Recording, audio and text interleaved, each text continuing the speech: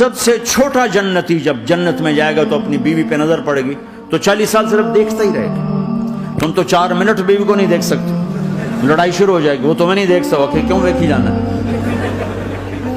وہ سمجھے کوئی عیب دیکھ لیا ہے, کوئی میرے اندر نقص دیکھ لیا, کوئی فالٹ میرا نکال رہا ہے. دونوں میاں بیوی ایک دوسرے کو دیکھتے رہو. میرے رب کی قسم جو سن رہا ہے, دیکھ رہا ہے, میری شاہراہ سے زیادہ میرے قریب ہے. تم کروڑوں سال صرف دیکھتے رہو رے, اللہ کی قسم تمہاری لذت میں کمی نہیں آئے گی. نہ تمہیں کھانے یاد رہے گا, نہ پانی یاد رہے گا, کچھ بس دیکھنے کا مزہ لیتے رہو.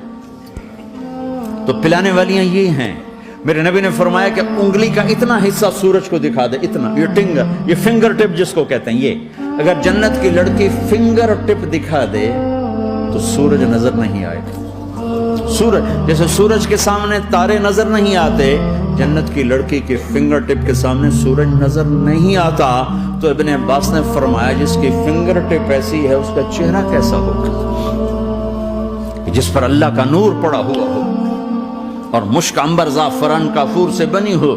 مستورات بھی بیان سن رہی ہیں, وہ ڈپریشن کا شکار نہ ہو جائیں, تو ان کو بھی خوشخبری سناتا ہوں کہ میرے نبی نے فرمایا جنت کی اس عورت سے جس کا میں نے ابھی ذکر کیا ہے, اس سے ایمان والی عورت 70,000 گنا زیادہ خوبصورت ہوگی.